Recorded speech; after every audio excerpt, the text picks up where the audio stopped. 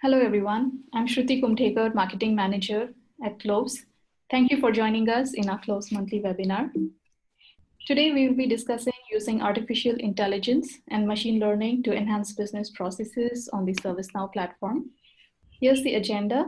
I'm going to take a couple of minutes to go through housekeeping, talk about Cloves, followed by the presentation, and finally Q&A. Housekeeping, this webinar will be recorded and you will be able to access it later. For Q&A, you're on mute. So if you have any questions, please use the Q&A section in your Zoom control panel and our panelist will answer them.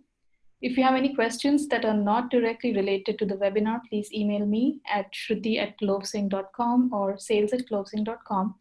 Our social media channels are listed here, and you can also access our previous webinars at our Cloves YouTube channel. A little about Cloves. We are a ServiceNow partner since 2011. We are based out of Santa Clara, very close to the ServiceNow headquarters.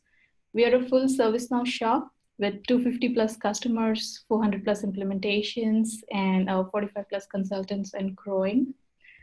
We have been executing projects globally. We provide end-to-end services. Our focus has primarily been on CSM, HRSD, and service portals. Our panelist today is Omar Hamid. Omar, I will stop sharing at this point and let you take over.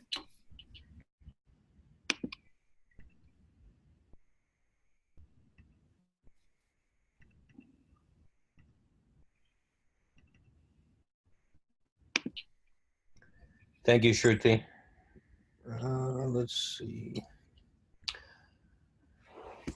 Okay, so today's topic is going to be around using artificial intelligence and machine learning.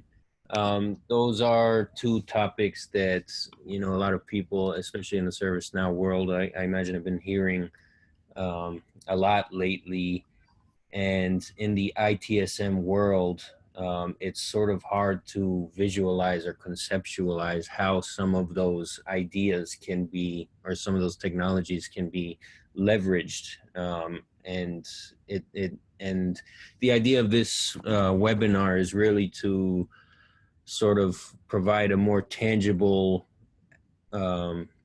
view into how some of those technologies can truly be leveraged to enhance some of the processes that current organizations already have. So with that being said, what the main topics that we're going to cover today is just sort of an introduction to artificial intelligence and machine learning. Very high level as far as understanding what they do, and sort of just get a foot in the door for how we can understand the future of where this will lead, not only in ServiceNow, but in all the IT realm. So the two main things that I'm going to be looking at are agent intelligence and the virtual agent, two applications within ServiceNow. Agent intelligence is really where you begin to see how you can leverage some of these machine learning technologies to improve some of the KPIs within an organization. I'll look at how you can leverage machine learning to automatically categorize and assign, as well as prioritize some of the tickets that get generated in ServiceNow, as well as we'll look at some different methodologies for keeping an eye on some of the reports so that these things can constantly be enhanced. And then I'll look at, I'll jump into a quick demo of that as well, just so that we can sort of see how that agent intelligence application looks in the tool. And I'll do the same for virtual agent. The idea there is so that I can demonstrate an integration that we've done with Slack, so that you can interact with that virtual agent without ever even going into the ServiceNow platform. And that sort of ties into where you can leverage virtual agent, creating an incident with agent intelligence, which could automatically route that and automatically categorize, assign, and route that incident based on the criteria that we define. And then I'll want to make sure that we leave some time for Q&A towards the end. So like Shruti mentioned, just please feel free to leverage that Q&A section at the bottom of the Zoom webinar panel. All right, so jumping in. So what exactly is artificial intelligence? And from a very high level, it's just a program that can sense, reason, act, and adapt. We'll notice some of the technologies such as machine learning, which leverage artificial intelligence to constantly learn. And we can use those sort of things to leverage what's called supervised machine learning to actually train these machines to automatically route some of these tickets that we're looking at. So machine learning is actually somewhat of a subset of artificial intelligence, which leverages algorithms whose performance improve as they are exposed to more data over time. And through this agent intelligence application in ServiceNow, you'll see how you can actually select data to train and to improve those performance as it goes over time. So why do these things matter? It's really an untapped potential for developers. There's so much that can be done with data that's already existing that developers, well, either core ServiceNow developers don't have access or any real means to leverage. So leveraging machine learning within this context can really help to tie some of those data points together and allow us to develop new methodologies going forward for automatic categorization, automatic assignment, automatic prioritization, and really anything that you can build a rule around automating within ServiceNow. So most data is still largely unused dynamically. So what that means is there's still so much manual process within assigning and defining where certain tickets will go. I'll use a lot of these notes in the context of incidents, just so that we can sort of stay on the same page. Also, because the agent intelligence application out of the box comes with mostly incident automation technology or tools leveraged by machine learning. So many processes are automated but not guided by existing data. So some of this automation, all of this automation are really just things that are defined, at any given instance by an admin or by a specific user. But there's nothing that automatically, dynamically takes the existing data and learns from that data, which sort of creates some of these automation rules. And of course, you have complex business rules, which often support business process, but they need a lot of maintenance to stay relevant. So, everybody's probably created some sort of business rule that maybe automatically routes an incident based on certain category and assignments, or maybe even the CI. But those sort of things need to be maintained as whether it's the CMDB that gets more robust over time, or as the categorization of these incidents start to get more specific, some of those business rules need to constantly be maintained. So again, until recently, machine learning was really something that's limited to data scientists, and developers sort of had this shutout as far as how to leverage not only the machine learning technologies, but also just some of the models and predictive models that we can gain from these machine learning technologies. So with ServiceNow and agent intelligence more specifically, it really opens the door to a lot of developers and admins even to sort of leverage some of these artificial intelligence ideologies for and machine learning ideologies for their own purposes.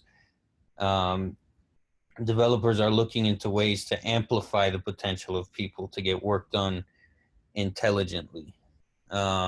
So they're constantly looking at different data points or different things that can be done to automate. Like they always say, the best developer is constantly working to make his job fully automated. So it really speaks to the idea that some of these tools can be leveraged to start the process for doing that. And you'll have the ability to automatically apply complex mathematical calculations and pattern recognition to big data with vastly improved speed and accuracy. And those are all probably terminologies, if anybody reads up on machine learning or artificial intelligence, those are things that are constantly being seen as these complex mathematical calculations, pattern recognitions. You see things like predictive models, and it really starts to become a lot more complicated than ServiceNow makes it. So, from an admin perspective, you're really able to leverage some of these complex calculations in a very simple way. So that leads us to how can we leverage this? How can we leverage these machine learning ideologies in ServiceNow? And that's where the agent intelligence application comes in. It really enables you to use those machine learning algorithms to set field values during record creation. And this is where we talked about automating the categorization or the assignment or prioritization of any incident based on certain inputs that are given at the time of an incident creation. Now, out of the box, the three main ones that are leveraged for outputs for predictive outputs are categorization, assignment, and prioritization. And those three predictive outputs are leveraging the short description out of the box, which I'll touch on more on how that works in a few slides down. So how does it work? So within ServiceNow, you have hundreds of thousands of records for any given module. So if we take the incident table, for example, we have a bunch of incidents, a bunch of different assignment groups and categorizations. So the way that we can start to train the machine or the instance to automate some of those assignments or categorizations is by taking all of that historical data, or at least some of that historical data, well, really a specified set of that historical data, and feeding it into the ServiceNow intelligence engine, which then sort of takes that data and it's training that data to automate certain patterns that it recognizes from a short description, and how it ends up in what category, in what assignment group, or in what priority. And that's really where you start to see the automation of some of these tickets. And of course, the benefits that you start to see from this is a decreased time to resolution, as well as reduced error and cost. So again, the three main predictive models that come out of the box with the agent intelligence tool are categorization, which helps us to categorize tickets, assignment, which helps us to classify and route tickets, and then prioritization, which helps us to prioritize tickets. One thing to keep in mind, although I mentioned these are out of the box, and I'll probably say that 100 times throughout this webinar, out of the box, but I think it's important to note that we're not limited to these predictive models. So in ServiceNow, you have the ability to really leverage that agent intelligence application and create your own predictive models. And they're actually called solutions. So you can look at pretty much any field and start to build data around that field. And once you feed it into that training service, it starts to recognize certain patterns based on whatever inputs you provide, and it'll start to allow outputs that you define.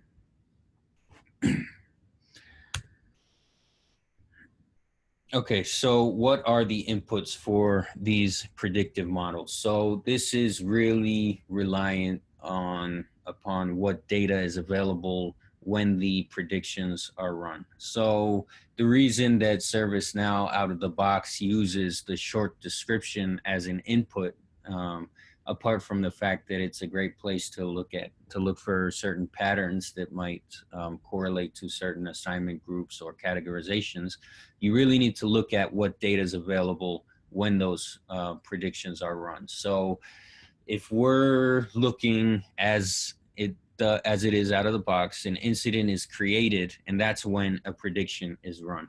And when I say a prediction is run, that means that when that incident is created, what data is available that allows the machine to automate the categorization of that incident, and what information is available that allows the machine to automate the assignment or the priority of that incident. And those are things that really need to be defined based on the certain flow of when an incident is created, or at whatever criteria you're setting for that prediction to be run. Again, out of the box, it looks at the short description because that's typically the only field that's available or exposed to the end user upon incident creation. And upon incident creation is when the prediction runs out of the box, and those incident categories, assignments, and priorities are what get predicted based on the short description when the incident is created. And again, it's not limited to short description. It's not limited to only outputting a predicted category or assignment group. It's just that those are the specific predictive models that come by default. So how does the actual training work? So essentially what happens is it takes a subset of data from the instance, and this is specific to each instance. So if you have, a developer instance and a test instance, as well as a production instance, these data sets are specific to each of those instances. So it basically takes the data set which you define. So you can say, all resolved incidents with category, whatever, DevOps. And then it will take all of those resolved incidents and feed them into the ServiceNow training service, which then analyzes all of those tickets and outputs an analytic data set based on the data that was fed into it. So it takes those incidents, feeds them into the ServiceNow training service, and then outputs an analytical data set, which it then takes back to the customer instance. And that's what creates the actual solution, which is what's leveraged by those predictive models.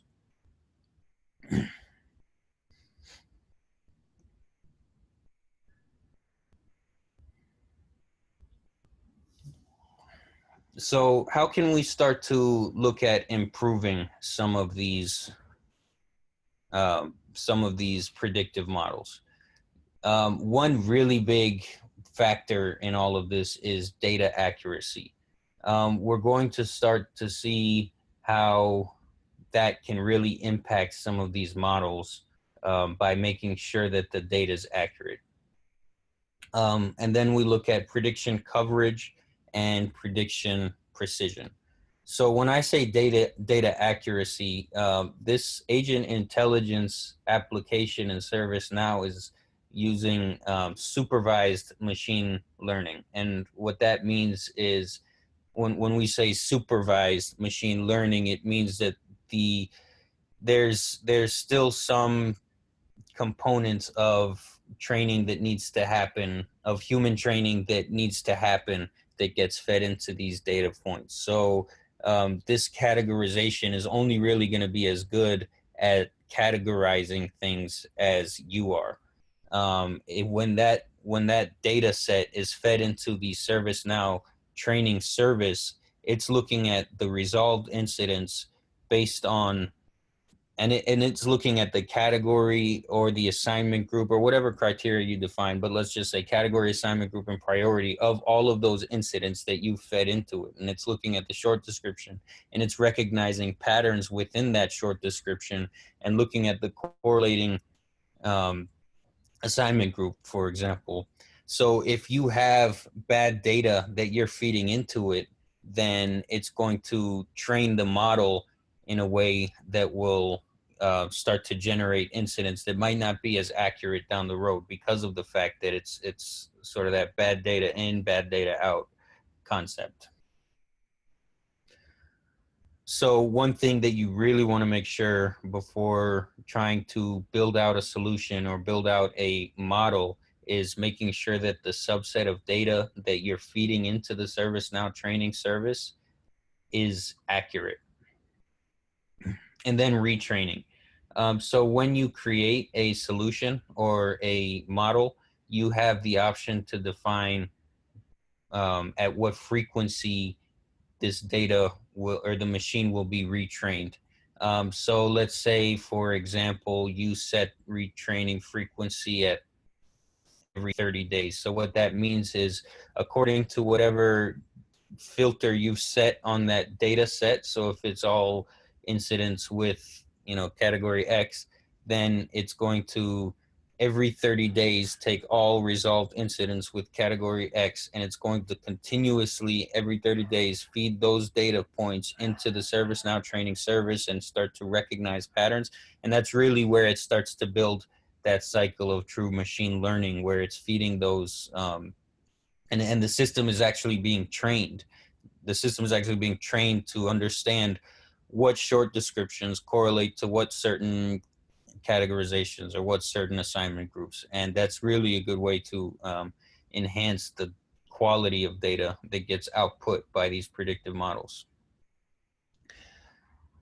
Now, how do you know that it's working? So prediction coverage, it's a report that essentially tells us how many we can affect with the algorithm. So that means, like, how many incidents are we actually able to predict their category for? Now, this is sort of a combination of the model that we've defined, obviously, because we defined that it's looking at these certain categories at this certain frequency.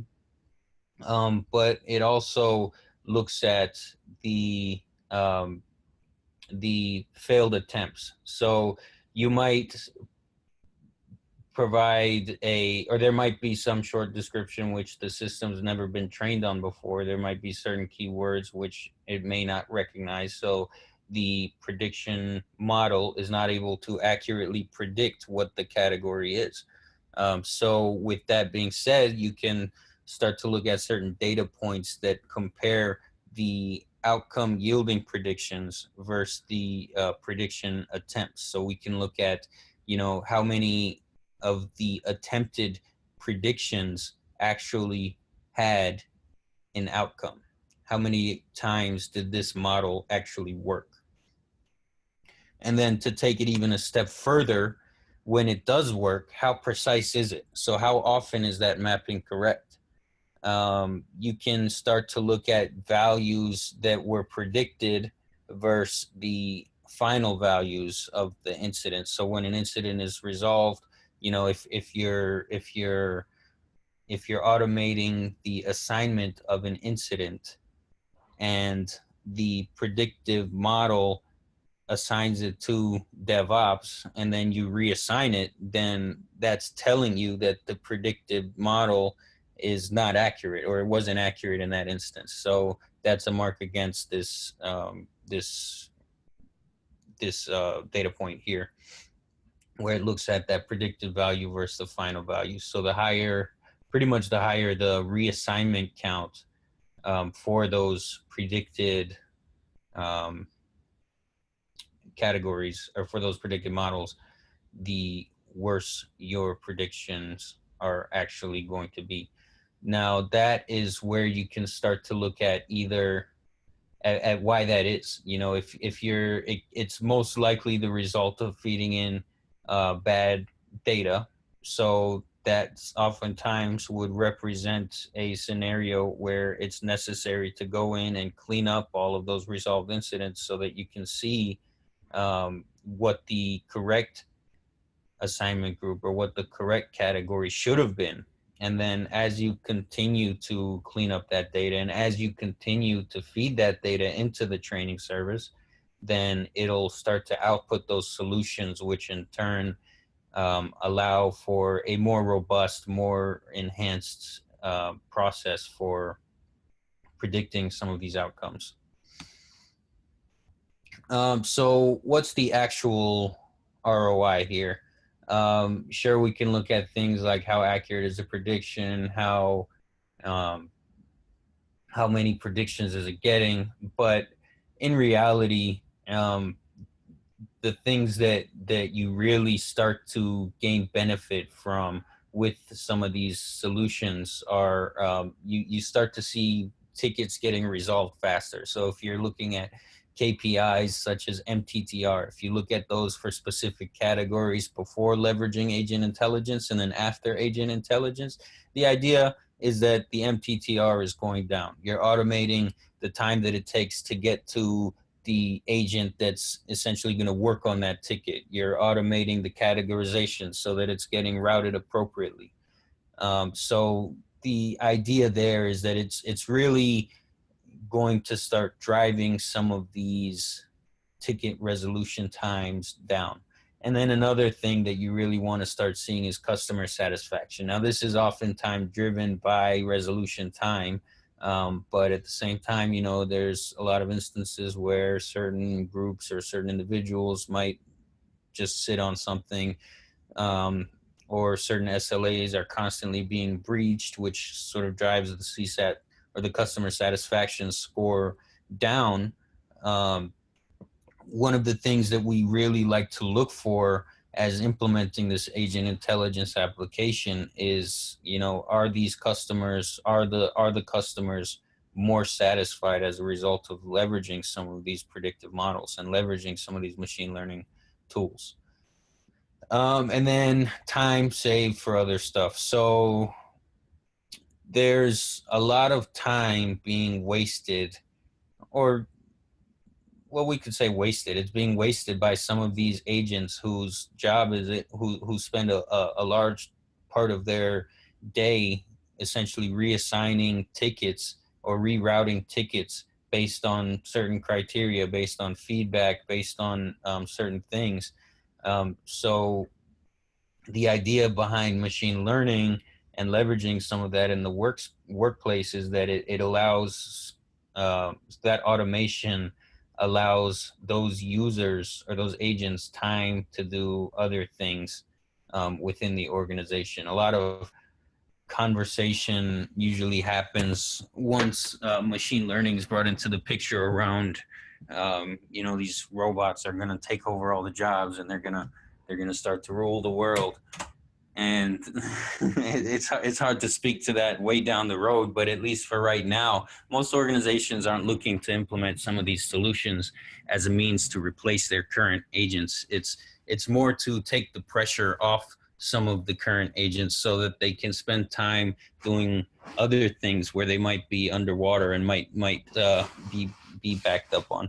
And of course, you know, it is always an option to sort of reduce the workforce if it does turn out that there's entire agents that are dedicated towards reassignment. It all really depends on the goal of implementing.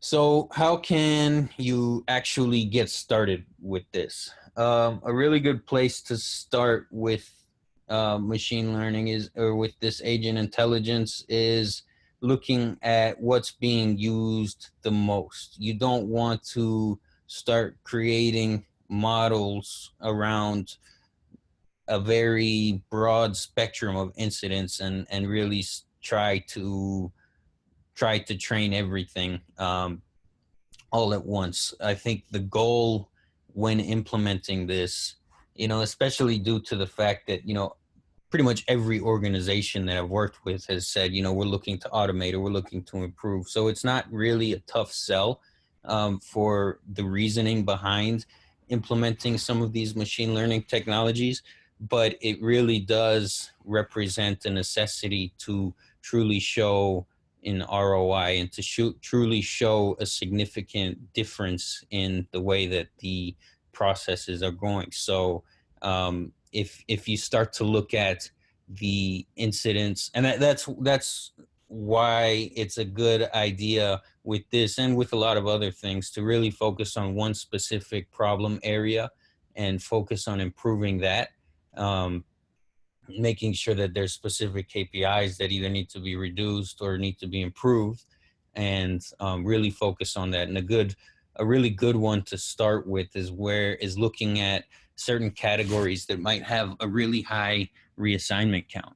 If we take all of the incidents with that category that has a really high reassignment count and we feed that into the training engine, then it'll start to feed back and spit out data that tells us, okay, if this word was included, then then it's typically this category, and then it'll really start to get us to a point where those specific incidents with that specific category have some sort of logic to the way that they're getting assigned when it's resolved.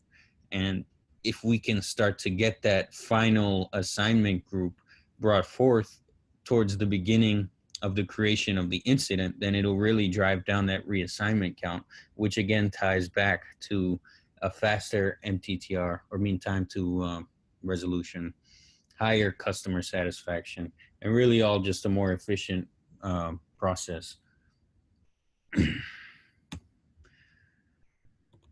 So with that said, I'd like to jump in and just sort of do some sort of walk you through what some of these models look like, or machine learning solutions look like.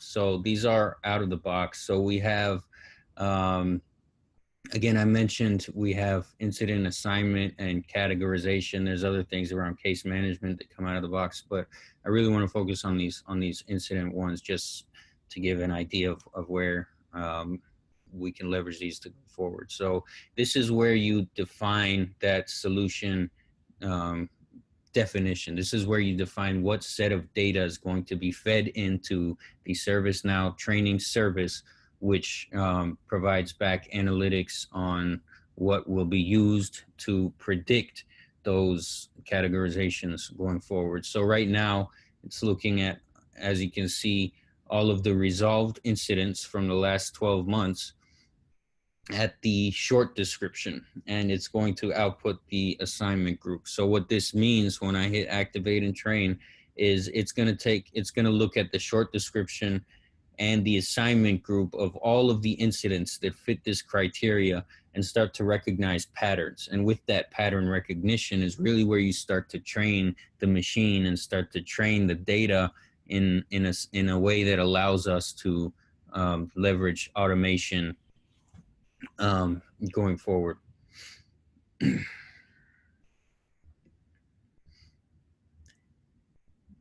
And then so you have your solution definition. Once you activate and train, this is a instance that doesn't have a whole lot of incidents in it. But what happens when you send that incident information into the ServiceNow training service is it'll spit back that information into your instance as a solution, which is driven on a business rule, which automates the categorization or the prioritization or whatever it is that you've set in this machine learning solution definition to be as the output field. And for each output field, you'll want to make sure that you create a new solution definition, because it needs to recognize patterns for each of those output fields based on also certain input fields. And mind you, again, this input field is something that you have to make sure is available, that data is available at the time that the prediction is actually run. And then this training frequency is where we had mentioned that you can define how often you're retraining these models. So right now it's set to run once. You can do every 30, 60, 90, 120, 180 days. And, this is really where you have the ability to go in and massage this data at a regular frequency to make sure that there's constant improvement. That's really a very crucial point, or very critical point to this whole machine learning concept is the idea of constant learning, constant training, constant enhancement based off of the data that's being fed in. So you really want to make sure that there's at least some level of retraining or some way that the accuracy of the data and the capability of the predictive models is constantly getting better and improving the training frequency, or increasing the training frequency is a good way to go about doing that. If I jump back over into the PowerPoint, so that covers the agent intelligence application. Again, at a very high level, I want to demonstrate another tool in service that ServiceNow offers for the virtual agent, which can be sort of tied into this agent intelligence. So through the virtual agent, it's really just a chat bot. You can sort of define the different chats that occur and the different chat definitions, which I'll show you in my other instance here.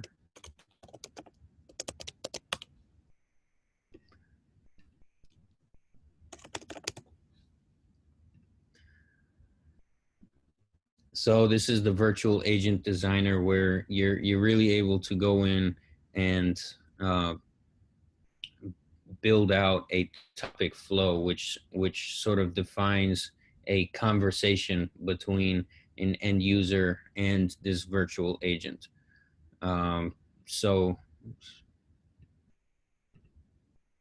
this can either be leveraged through Connect Chat, but one of the things that we have done is integrate this virtual agent with our Slack channel, which allows us to automatically create incidents through Slack, automatically talk. It allows us to interact with this virtual agent through Slack, create incidents, and then leveraging the agent intelligence engine, actually automate the certain assignment group priority category of those incidents. And with the London release, there's the ability to integrate this virtual agent with both Slack and Microsoft Teams. So I'll just show you a little bit about how that works. So again, I've integrated the virtual agent with our Slack channel. You can just interact with it simply by saying hi. I've got a few different ITSM packages or chat packages that allow me to do certain functions with the agent. So I can open an IT ticket, and you'll notice here it tells me to enter a short description, and this is where I can start to get creative around. This being that this will be some of the data that gets fed into that incident predictive model, which will eventually help the engine to predict where these certain types of incidents should be categorized or assigned in the future. But we can just say something simple: network is down, and then it'll take me through a series of questions. It'll tell me to look at some of the related KB articles, and it'll give me the option: are these able to resolve my issue? If I hit no, then it'll take me through some of the categorization. And again, now you'll see here that there's an automatic category and short description for the incident that was created. If I click on it, it'll or if I go here, you'll see that the incident was actually created. And you can go into that incident and just look at the different criteria just with any other incident. Now, if I enable certain agent intelligence rules around the creation of these incidents, that's where I'll be able to, if I didn't want this to be categorized to inquiry or help, if I wanted it to be able to recognize that the network was down based off certain criteria, then likely that predictive model would be trained to see network in the short description and output a category of network. And then likely that category of network has a consistent assignment group of, the network team whenever it sees network in the short description. So this is an example of really where we can leverage these virtual agent tool, or this virtual agent tool with the agent intelligence to really start to automate a lot of the currently manual processes in ServiceNow, and also sort of make it a very seamless process for the end user, especially organizations that are used to using Slack, maybe not so used to creating incidents in ServiceNow so often, or I know Slack is used a lot by developers, and given the fact that there's so many other integrations with Slack, it's a very central place. So the idea that we're able to now interact with a virtual agent that can drive us through some of the functions that we need to within ServiceNow, it's a very beneficial thing. And all of these sort of tie together to take us one step towards, or probably a few steps towards, a more automated overall process, especially as we continue to train these machines and continue to really help leverage some of that historical data to enhance a lot of these processes. Out of the box, again, these virtual agents, they can do a series of different functions, a lot of which can be defined within the chat template that is created. But out of the box, it comes with a few different things like answering FAQs, providing tutorial, which you can also query or update records, gather data, or resolve different problems. And then again, you can integrate with Slack or Microsoft Teams, and you can leverage agent intelligence with the creation of an incident from this virtual agent, which really is where we are able to start seeing all of this sort of come to a full circle, in the sense that, the less complicated it is for the end user to be able to submit an incident, it almost seems like the more complicated it is on the back end. So all of this stuff, all of this machine learning, artificial intelligence, virtual agent, all of these things tie together to allow for a seamless and efficient process for an end user to be able to submit an incident, and for the agents to most efficiently be able to get their assignments and in turn work on those tickets. So we're right at the 2:45 mark. We've got about 15 minutes left. I wanted to make sure that we had at least 15 minutes for questions. So I'll stop there and open the floor for any questions.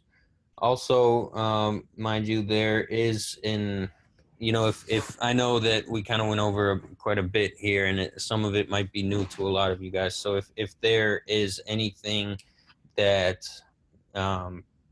you either think of later or want more clarification on, or you just have a question on pretty much anything, feel free to reach out to me.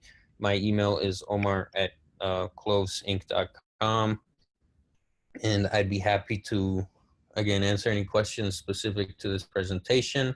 Happy to send this presentation or share this presentation with you, or help walk you through any of the other things that we walked through. Thanks, Omar. I think that was really great. Again, attendees, as a reminder, if you have any questions, please use the Q&A section of your Zoom control panel. Type in your question there, and Omar will take them.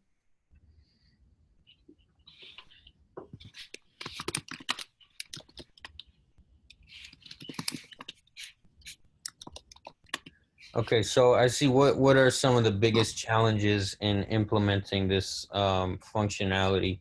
So really the biggest thing, or the biggest place that allows for the most challenge is data quality. So oftentimes people want to just turn it on, get it started, and go, without really doing any data cleanup. So you really want to make sure that any data that's being fed into these predictive models or to these ML solutions are accurate. And what that means is, so when I look at this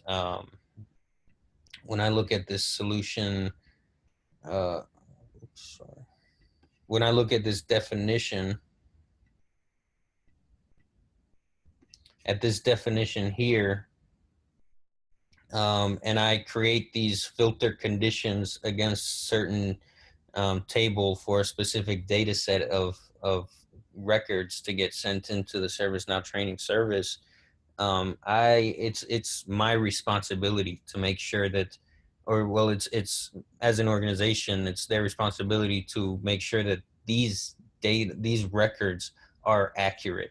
And what that means is, if you have a bunch of incidents that got closed and the assignment group might have been updated, but maybe the category didn't get updated, and you're sending that into the training service, then it's going to pretty much start training or the machine's going to start learning inaccurately. So you really want to make sure that the data is cleaned up for these, for the specific data set that you're looking to feed in, so that it starts to build out that predictive model.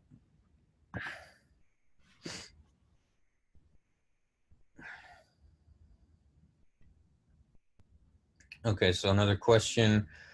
How many historical records would suffice for this to work? 15,000, 30. So really, it's implementation specific, I would say. I wouldn't say that it's a specific number of records that require it to work. What you want to make sure, though, again, is that the data that you're feeding in is accurate. You don't want to put in one or two, obviously, and you don't want to put in hundreds of thousands, because it's going to be hard to have any oversight around how clean that data is. So I'd say Starting off, 15,000 is probably a good number. But it's really going to be implementation specific, and rather than looking at a specific number, it's usually more effective to look at specific criteria. So rather than saying the last 15,000 incidents, you can say all of the incidents that were created in the last 12 months, and that really sort of gives you a range of data for a specific time frame rather than a specific quantity of those records. Okay, hopefully that answered that question. So it looks like that was the last question. Oh, we got one more. Retraining records. Can you have a solution implemented and working in production whilst you're training another solution? So the answer in short is yes, you can constantly be training other solutions. The thing about retraining is that you want to make sure that you're retraining based on the same criteria. So, here we're looking at the assignment group. We're looking at, it's taking the input from short description and the output is assignment group. I can run this every 30 days, but if I'm doing another solution, if I'm doing another ML solution, then I want to make sure that it's looking at a different output field if I'm going to be running training against that. So while we might have predictive models running against our assignment group, I can be working on cleaning up data so that we can start the path for predicting categories or priority or any other output field that we might want to look at. So the answer to the question, can you have a solution implemented and working in production while you're doing another solution? The answer is yes, as long as you're not trying to train against the same solution definition.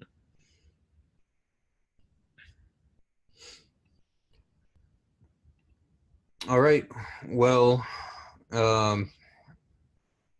that covers all of the questions. I really thank you guys for your time. Thanks for bearing with me. This recording will be available by somewhere. early next week.